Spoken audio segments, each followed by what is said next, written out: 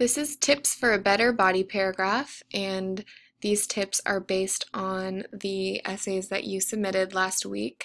And I think these little bits of advice can be applied to all of your papers. So keep them in mind while you're rewriting and revising. So number 1 is to mention the author's full credentials, the name of the paper, the article, the title that they have, and their full name when you first introduce them in your paper. Let me give you an example of a sentence that needed work. This one here. And when will we learn in America teachers do not do well in school? Okay.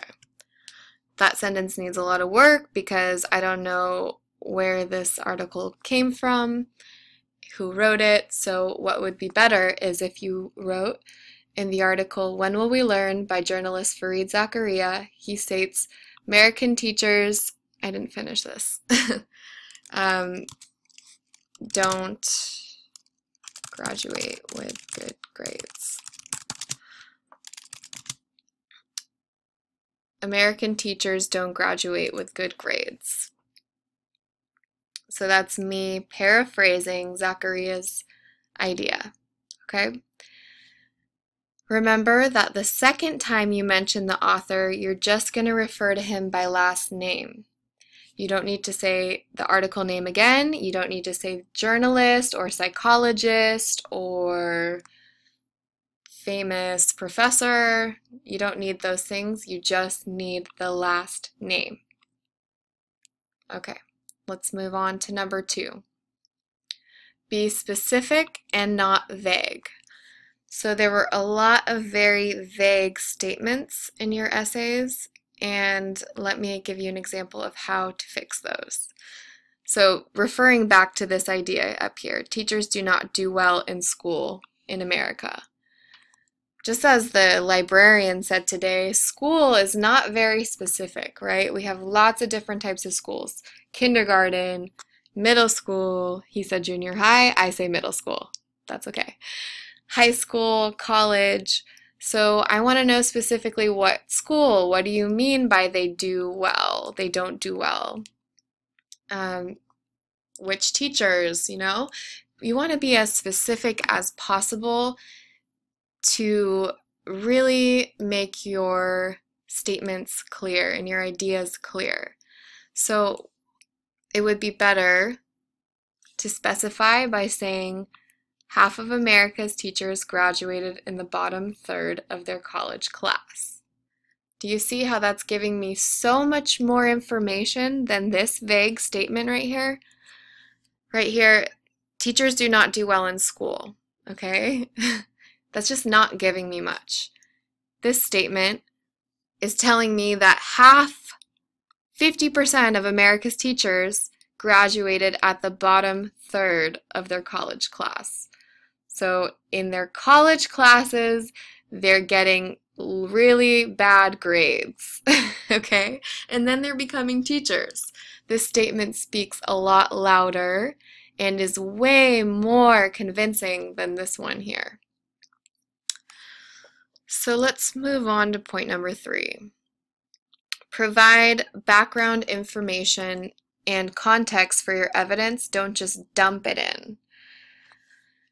So this kind of dovetails off of this idea, being more specific, because giving background information and context helps you to be more specific.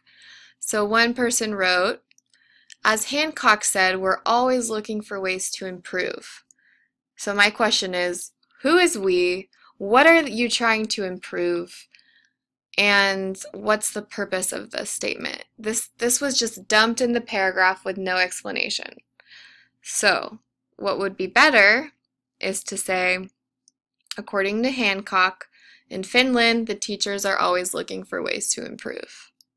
All I added was here, this part, in Finland, the teachers, but already it becomes way more clear because you're giving context. Who's the we? The teachers. And what are they trying to improve? Well, actually, that should come next. Maybe curriculum, helping students. You can add another sentence about how they're trying to improve. But just by saying in Finland and the teachers, you give me a lot more context, which makes it more clear. So let's go on to this next one. And we talked about this in class today too. So here's a sentence from a paper. The growth mindset is important because American scores were worse than the worst scores in Asia. Okay, well, this is a really good fact to include. I need more context. I really need to understand where this came from and why this is important in your essay. So my questions here are, which American scores? What was the test? Which countries? Who did the study, right? So a better sentence would be, Stigler and Stevenson surveyed 5th grade achievement tests in 75 schools in Japan, Taiwan, China, and the US. And he even gives the cities, so we could be even more specific, and that's better. The result was that the scores of the 5th grade students in the best performing schools in the US were worse than the scores of the worst performing students in Asia. And then I put my citation here at the end. So here I added who, what, when, where, why, and then this fact right here, that's context, and that's making this whole idea and this evidence way more clear, cogent, and it definitely relates back to the main idea.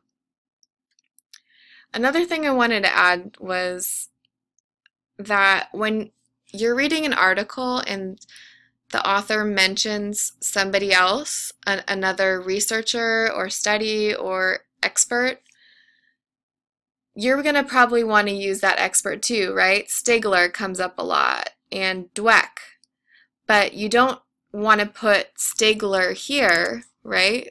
Because it's not from Stigler's article, it's from Seal's article. So when you're using an idea that was quoted or taken from the author of the article you're reading, you're going to put QTD, that means quoted, in Seal 208. She's the one who brings up Carol Dweck, and she quotes Carol Dweck. She brings up studies from Jim Stigler. So you have to put that it comes from her article, but when you put this QTD, quoted, it means that she looked for this information in a different article. Okay, so you're kind of quoting the quote. Let's move on to the last tip. Use evidence that will support your claims and don't make claims that you cannot support. This was a big, big issue for us in our essays. So let's look here at number 1. Many people think the U.S. can be better now than it is now in education. Maybe this is true. It's vague, first of all, because who are these many people? And how do you know what many people think? Do you have evidence to support this from the articles we have read? So that's why a statement like this really shouldn't be in your academic paper. You only want to include statements and ideas that you can really prove. Here's another one. American kids just play all day. Oh, really? Is that so? Do you really have evidence to prove that American kids just play all day? I thought American kids go to school from 8 to 3.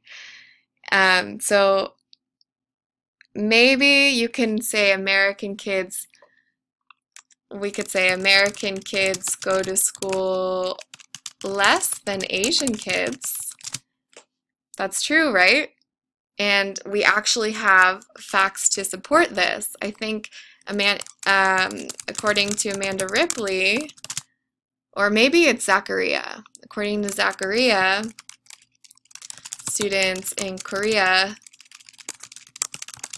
spend a total of 2 more years in school than American students. So this statement right here, American kids go to school less than Asian kids, can be proved, and it is proved by Zachariah. And he has an actual statistic that South Korean students spend 2 more years in school than American students. So this one, yes. American kids just play all day. I don't think we can prove it. So go through your essay, look for any statements you have that don't have any evidence to back them up, and take them out. Let me look at one more example for you guys. Students who believe they can get smart also do better in school.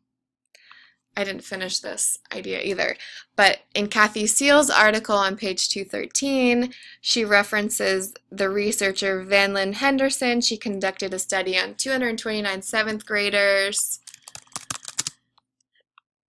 and asked them if they believed they were born smart or they could get smart. And then remember, I think, what was it? The achievement scores of the Get Smart believers were far higher than the Born Smart believers.